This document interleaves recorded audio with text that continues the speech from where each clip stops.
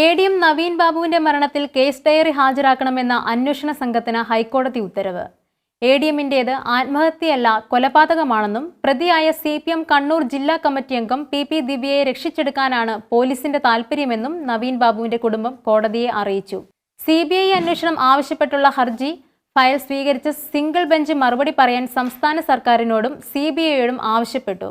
സംസ്ഥാന പോലീസ് അന്വേഷണത്തിൽ തങ്ങൾക്ക് വിശ്വാസമില്ലെന്ന അഭിപ്രായത്താലാണ് നവീൻ ബാബുവിന്റെ ഭാര്യ മഞ്ജുഷ നൽകിയ ഹർജിയിൽ വാദം തുടങ്ങിയത്. പ്രതിയായ പി ദിവ്യ CPMന്റെ ജില്ലാ കമ്മിറ്റി അംഗവും പോഷക സംഘടനകളുടെ ഭാരവാഹിയും രാഷ്ട്രീയ സ്വാധീനമുള്ളയാളുമാണ്. അതുകൊണ്ട് തന്നെ കേസ് അട്ടിമറിക്കപ്പെട്ട നിലയിലാണ്. SIT എന്നത് പേരിന് മാത്രമാണെന്നും തെളിവുകൾ ശേഖരിക്കാൻ അവർക്ക് താല്പര്യമില്ലെന്നും പ്രതിയുമായി ചേർന്ന് രക്ഷപ്പെടാനുള്ള വ്യാജ തെളിവുകളുടെ ശേഖരണമാണ് ഇപ്പോൾ നടക്കുന്നതെന്നും അതുകൊണ്ട് തന്നെ കുറ്റപത്രം സമർപ്പിക്കാൻ കോടതിയെ അനുവദിക്കരുതെന്നതുമാണ് ഹർജിക്കാരുടെ ആവശ്യം.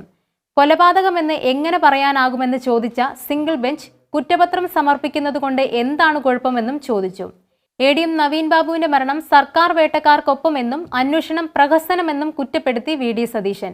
അഥവാ അന്തിമ റിപ്പോർട്ട് നൽകിയാലും CBIക്ക് അന്വേഷണത്തിന് ഉത്തരവിടാനുള്ള നിയമവഴികളുണ്ട്. അങ്ങനെ സംഭവിച്ചാൽ വ്യാജ തെളിവുകൾ കുത്തിനിറച്ച് പ്രതിയെ രക്ഷിച്ചെടുക്കാനുള്ള റിപ്പോർട്ടാകും കോടതിയിൽ എത്തുക എന്നാണ് ഹർജിക്കാരിയുടെ മറുപടി. ഈ ചോദ്യത്തിന് മറുചോദ്യമായി രാഷ്ട്രീയ സ്വാധീനത്തിനപ്പുറം പ്രതിക്ക് എങ്ങനെയാണ് കേസിനെ വഴിതെറ്റിക്കാൻ കഴിയുക എന്നും കോടതി ചോദിച്ചു. CBI അന്വേഷണമോ ക്രൈംബ്രാഞ്ച് അന്വേഷണമോ നിർബന്ധമാണെന്നും നിലവിലെ അന്വേഷണത്തിൽ തൃപ്തിയില്ലെന്നും നവീൻ ബാബുവിന്റെ കുടുംബത്തിന്റെ അഭിഭാഷകൻ അറിയിച്ചു. ഹർജി സ്വീകരിച്ച കോടതി സംസ്ഥാന സർക്കാരിനും CBIക്കും നോട്ടീസ് നൽകാൻ നിർദ്ദേശിച്ചു. അന്വേഷണ ഉദ്യോഗസ്ഥൻ കേസ് ഡയറി ഹാജരാക്കണമെന്ന് ജസ്റ്റിസ് ബെച്ചു കുര്യൻ തോമസ് പറഞ്ഞു. വിശദവാദത്തിനായി ഹർജി അടുത്ത മാസം 6 മാറ്റിയിരിക്കുകയാണ്.